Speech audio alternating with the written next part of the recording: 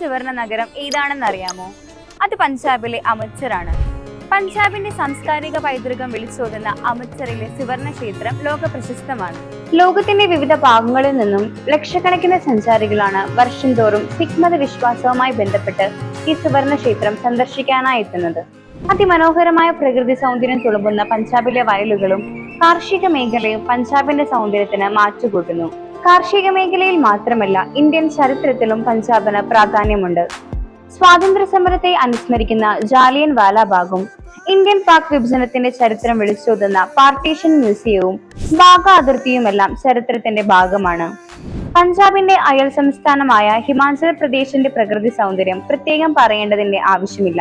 ഇന്ത്യയുടെയും ടിബറ്റിന്റെയും സാംസ്കാരിക സമന്വയമായ ധരംശാല, ദലൈലാമയുടെ പ്രവാസ ചരിത്രത്തിന്റെ പ്രധാന കേന്ദ്രമായ മക്ലിയോഡ് ഗഞ്ച്, കാണ്ട്ര താഴ്വരയിൽ പാണ്ഡവർ നിർമ്മിച്ച ആദ്യ ക്ഷേത്രമെന്ന് വിശ്വസിക്കപ്പെടുന്ന ജ്വാലാദേവി ക്ഷേത്രം, 15ാം നൂറ്റാണ്ടിൽ സ്ഥാപിതമായ നാംഗ്യാൽ മൊണാസ്ട്രി, പ്രശസ്തമായ ബാഗ്സുനാഥ് ക്ഷേത്രവും അതിനോട് ചേർന്നുള്ള അതിമനോഹരമായ വെള്ളച്ചാട്ടവും.